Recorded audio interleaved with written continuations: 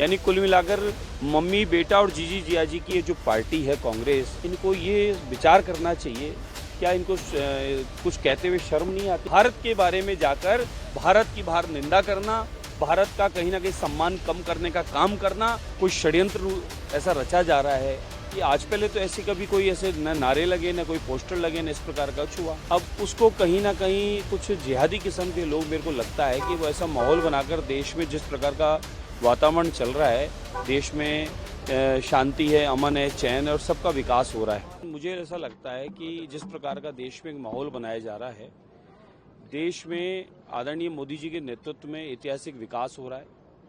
देश उत्तर आगे बढ़ रहा है, देश का तिरंगा पूरी दुनिया में विकास में अग्रणी है।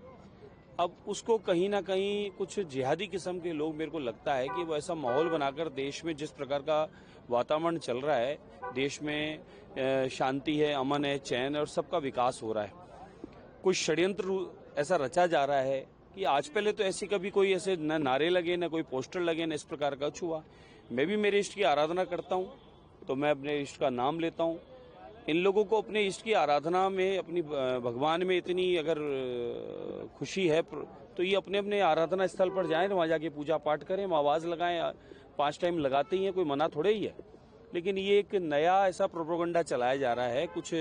ऐसे किस्म के लोग हैं जो कहीं ना कहीं माहौल खराब करना चाहते हैं। यूपी में भी प्रयास किया था, लेकिन हम होने ही नहीं देंगे। इस प्रकार की कोई हरकतें कर रहा है तो वो अब उसकी बाकायदा इजाज़त ले और उसका जो नियम कायदा है, उसको जुलूस निकालना है, हल्ला करना है, कोई पोस्टर बैनर लगाने हैं, तो उसका नियम कायदा है, वो करे,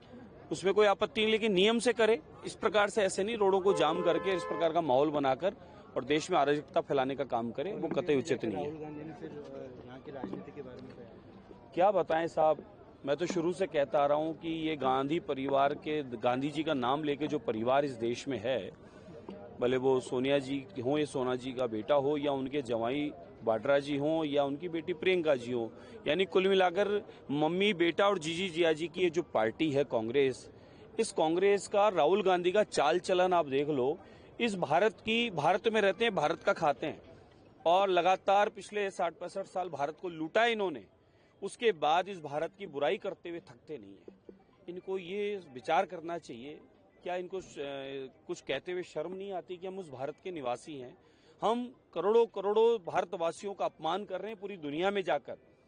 भारत के बारे में इस प्रकार के शब्द बोलना आज कोई पहले बार तो बोला नहीं राहुल गांधी जी ने। राहुल गांधी जी का इतिहास उठाकर देख ले, वो क्या बोलते हैं उनको खुद को नहीं पता होता। फिर वो बोलते भी क्या है? भारत के बारे में जाकर भारत की बाहर निंदा करना, भारत का कहीं ना कहीं सम्मान कम करने का काम करना, भारतवासियों का कहीं ना कहीं सम्मान कम करने का काम करना, यानी भारत विरोधी बातें करना, ये राहुल गांधी की पहचान बन चुकी है, जो अपना काम कर रहे हैं, जो बिल्कुल उचित नहीं है। इसीलिए देश ने इनको डिलीट कर दिया है और आने वाले समय में जिस प्रकार से राहुल गांधी इस भारत का प्रचार प्रसार अपनी भारत की निंदाएं करके कर रहे हैं, तो ये माने कि भारतवासी भी इस चीज को बर्दाश्त नहीं करेंगे। राजस्थान विश्वविद्यालय में कार्यक्रम हुआ था 30 सितंबर,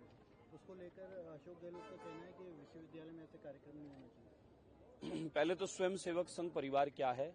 अशोक गहलोत जी को एक बार स्वयं सेवक संघ परिवार में आना चाहिए और मैं कहूंगा कि उनको प्राथमिकी कर लेनी चाहिए, तो उन्हें इस चीज का एहसास हो जाएगा कि ये राजनीतिक संगठन नहीं है। आरएसएस का तात्पर्य है कि जहां सेवा के काम हो वहां सेवा करना, मातृभूमि के लिए काम करना और साथ में हमारी